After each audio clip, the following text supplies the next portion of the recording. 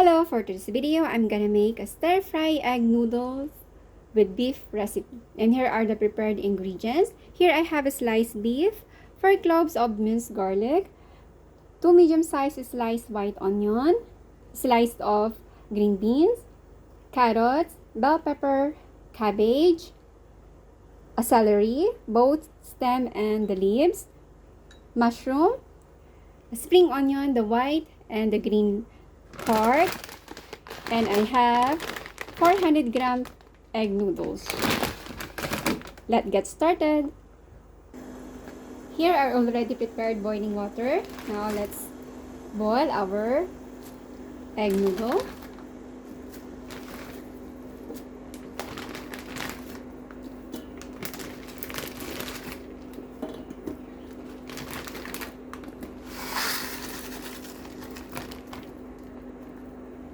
Let's boil for about 3 to 4 minutes.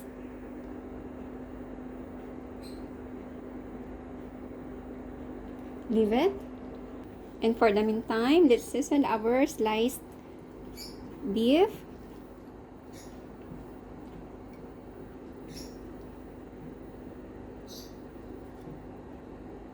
Let's add half a squeeze lemon, a 1/8 teaspoon of salt, black pepper powder, teaspoon of garlic powder, onion powder, and a baking soda. And also add teaspoon of dark soy sauce. Let's combine all together. Mix it well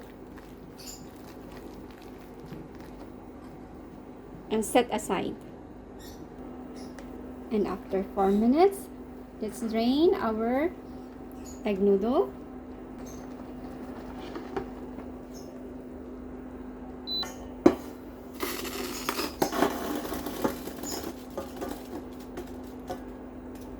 And done.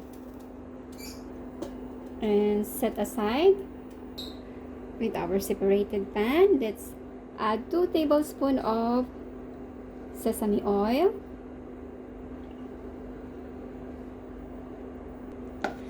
spread the oil and heat a little bit.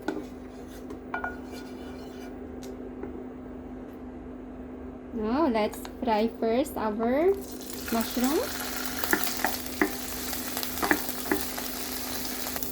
Fry until it changes the color on the other side, and let's turn it. Put it on the other side. Leave it until it changes also the color on the other side. And done. Now let's add frying our seasoned beef.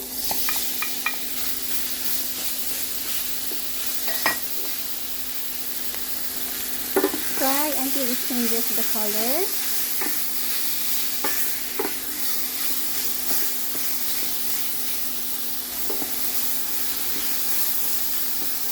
And done. Now let's add frying our sliced onion.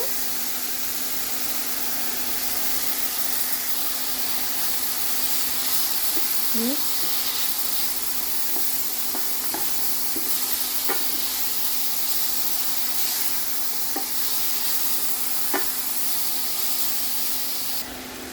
Add our minced garlic.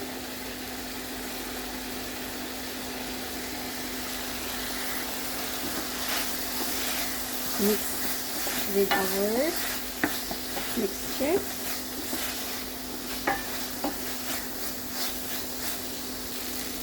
And let's add our beans, carrot, and bell pepper together with our sliced celery.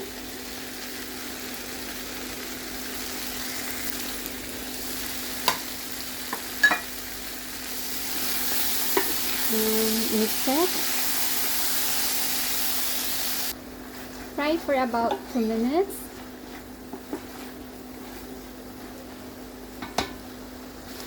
And after 2 minutes, let's add our spring onion, the white one, celery, the green, and the cabbage.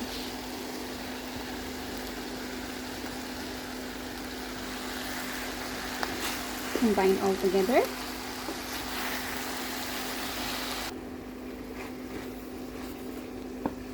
Mix it well.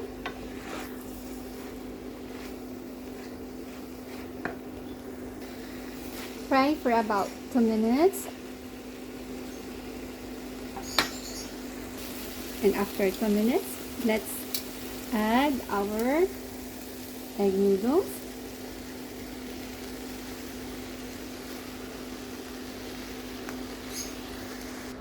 And let's add 1/8 teaspoon of black pepper powder, a tablespoon of soy sauce,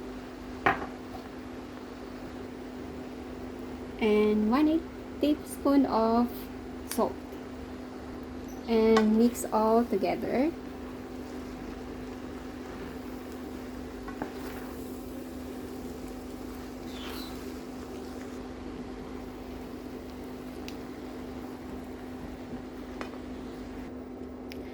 Add 1 more tablespoon of soy sauce.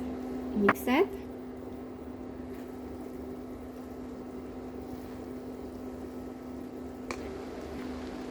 And done. And let's add our green spring onion on the top.